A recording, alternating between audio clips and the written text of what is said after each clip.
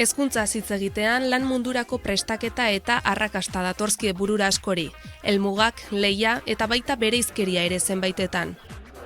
Baina gaurko protagonistek oso garbi dute arrakasta ez dela hori. Ondo dakite, arrakasta pedagogikoak ez duela horrekin zerikusirik, norberak bere buruari jartzen dizkion muga gainditzearekin eta zoriontasunarekin duela lotura. Hezkuntza sistemak ordea oztopoak jarri izan ditu historikoki, baina irakasle nekaezinek ez diote utzi inklusiorako bidean urratsak emateari. Horren adibide da, hain zuzen ere, Eskoriatzako Luis Ezeiza eskolako Aspaze tximeleta gela. Bertara etorri gara gaur eta besoak zabalik hartu gaituzte Julenek, Imamak, Belitek eta haien bide lagunek.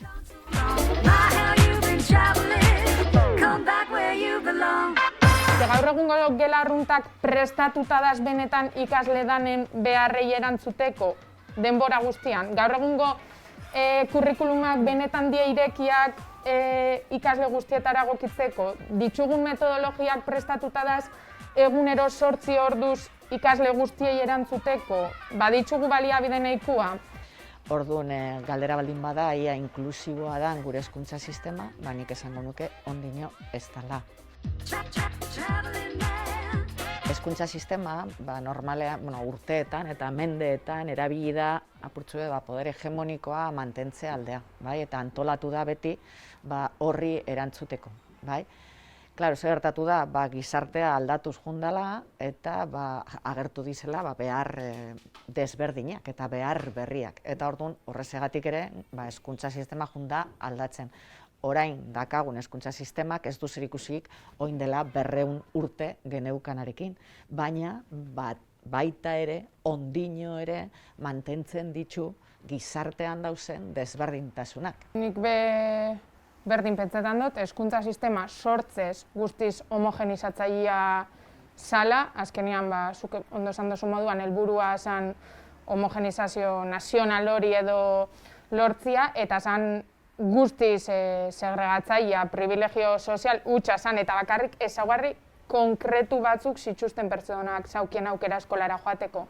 Orduan uste dut, sortzez oso homogenizatzailea zala, baina gaur egun uste dut aurrera pauso handixak eman diela. Azkenean, inklusio bide horretan gaz, nik uste dut behondiokan ez duela lortu hezkuntza sistema inklusibo bat, baina pasauare ukitzetik sortzez hezkuntza sistema guztiz selektibo bat eukitzetik gaur egun hezkuntza pasau da eskubide bat izatera, haur guztien eskubide bat izatera.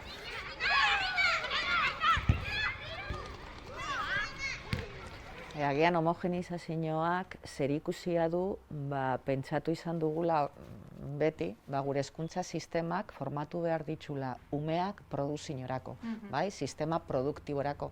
Eta horrezatik pentsatu da, produkzio sistema horretan, lorpen batzuk izan behar dizela eta denak berdinek. Eta horrezatik eskatu jaki ume guztiei gauza berdine, erantzuteko zegoen behar ekonomiko horri.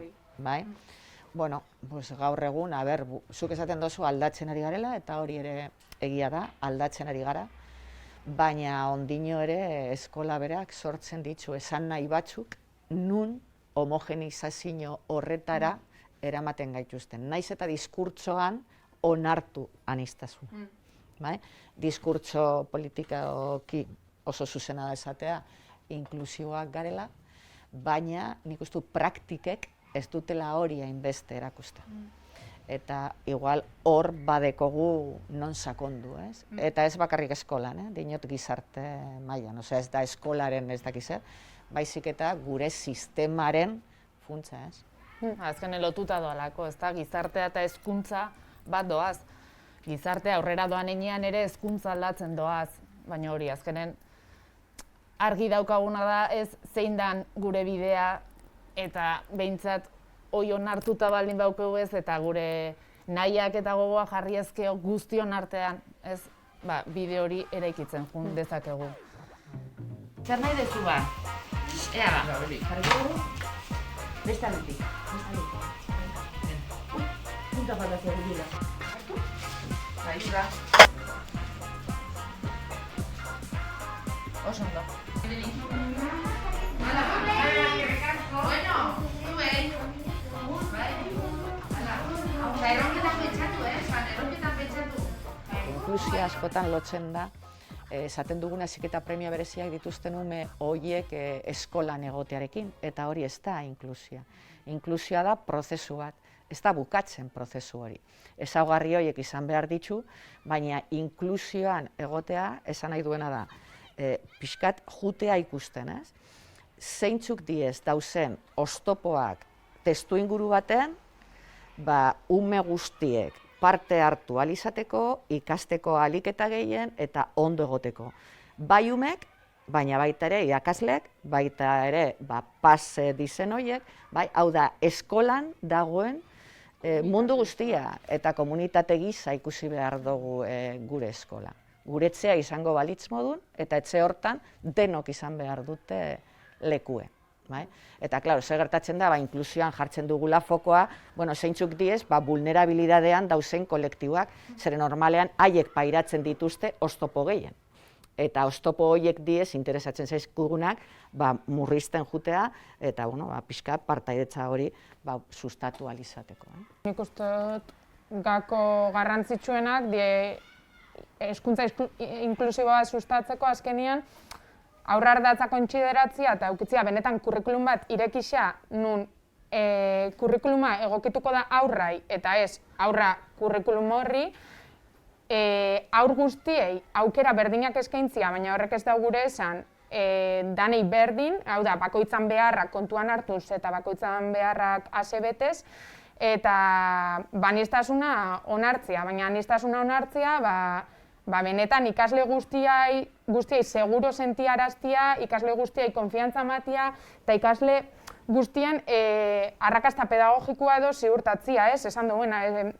Nire ustez, askotan lotzen dana, ikasle guztiak gela baten, gela berdinean. Hori nire ustez ez da inklusioa, hori da inklusio faltsu bat, hori da presentzialki o fizikoki baidaz batera, baina benetan euren garapen integral prozesu horretan aurrera itxeko eta benetan ikaskuntza arrakastatxu eta bizi garapen arrakastatxu bat eukitzeko asko saratau doie inklusioa. Benetan sortu bidie testu inguru eta egoerak nun aur guztiei emutentzien aukera, bakoitza bere behar, bere ezaugarri, bere dana kontutan hartuz, bizi garapen horretan aurrera itxeko.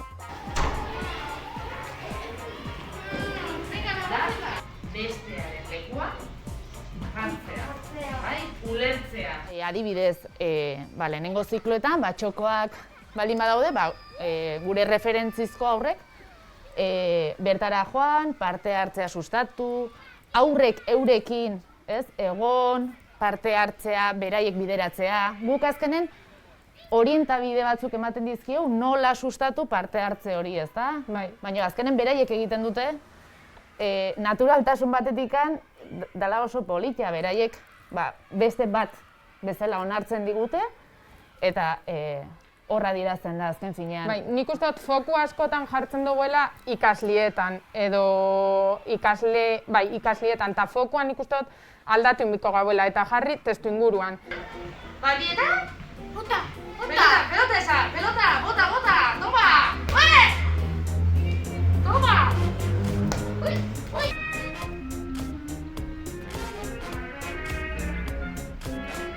Ume baten garapen osasuntsua egiteko, ez dugu bakarrik ume horrekin lan egin behar. Askotan eta askotan, beste testuinguru batzuetan eragin behar dugu, ume hori beste batzuekin batea egon ahal izateko. Eta hor, kasuistika oso desberdina dauz, baina nik uste dut oso gako importante izan dozuela, nahi baldin badegu gizarte inklusibo bat, ez da bakarrik eskola, zeren da gizartea, eta da fokoa aldatu behar dela. Hau da, sortu behar ditugu erantzunak denok ondo egoteko, eta erantzun horiek diez oso anitzak eta jende asko bere barnean biltzen ditunak, eta erakunde eta organismo desberdinak. Nik uste dute, esan ditugune aldaketa hauek eragina badute irakasle batek eskolan edo hezkuntza formalean egin beharko zuen hortan. Horrezegatik, orain arte edukiak transmititu ditu. Eduki berdinak, ume guztientzat, leku eta momentu berean. Klaro, guk esaten dugunak eskatzen duena da begirada horren aldaketak eskatzen du ere irakasleak ere beste leku batetara begiratzea. Ja, gai izan behar gara egiteko beste gauza batzuk, taldean lan egiten, ikaste gure kabuz, izatea formazio iraunkor bat gure bizitza osoaren zehar, gainera pentsamendu kritiko garatu behar dugu, zeren izango ditugun lanek hori eskatuko dute, Orduan, klaro, horrek eragina du irakasleen formazioan. Guia formazioa izan behar da beste bat. Guk ezin dugu irakasle izango dizen hoiei orain erakutsi bakarrik hizkuntza gizarte eta mate. Hori erakasteko. Zeren guk ere, zeharkako kompetentzia hoietan trebatu behar ditugu. Zeren hoiek diez gero eskoletan ere pixkat garatu behar dizenak, ume guztiek ondo egoteko. Eta edukia izango da tresna bat, kompetentzia horiek garatzen juteko. Zuk irakasle edo profesional bezala zure ikaste prozesuan eraikitzen dituzun printzipio pedagogiko horreik benetan inklusiboak badie, gero zure jardunean zuzenean islatuko die. Guk adibidez hemen gure lanian irakasle rola da guztiz bidelagun edo bitartekaria aurra da ardatza eta guk kontsideratzen gare errekurtso bat, apoio bat. Vuelta más. Bitu, hau luxea hori da, luxea hartu. Coaches? Kanpoan, zun dituzu?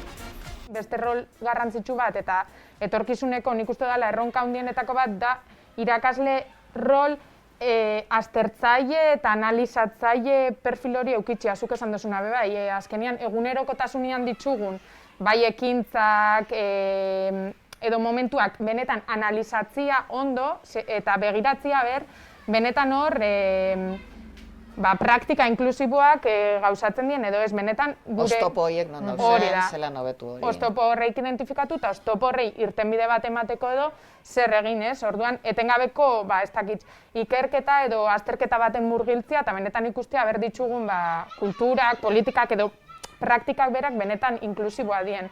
Hori uste dut irakasle rolian funtsezkoa dela, hortik azkenean lortzen dielako hobekuntza proposamenak eta hobekuntza proposamenekin batera aurrera pausuak. Gu adibidez hemen etengabegaz identifikatzen. Hemen zein gehike, hemen benetan ondo indou, ez? Eta oso garrantzitsua da azken finean baita ere hori aztertzea eta hausnartzea. Bai bakarka eta taldean. Taldean super garrantzitsua. Tximeleta gelan talde bat gea erreferenteak, ez? Dena gaude batea. Eta edozein egoera suertatuta, asko hitz egiten dugu, azkenen perfil ezberdinetako profesionala gaude. Eta bakoitzak bere ikuspegia izan dezake, baina guztion artean saiatzen gea aurrari zer dan hobekien datorkiona, ezta? Eta horren arabera goaz eraikitzen. Hori da, eta gero bai saiatzen gea eskola mailan beste irakasleekin ere elkarbanatzen, ez? Eta hausnartzen, eta jo, zer utzi zaizue hau edo beste, eta beraiek berdin azkenen hau da reziprokoa, ez? Bai, eta zure bai? Elkarrekin? Julen, itxoen.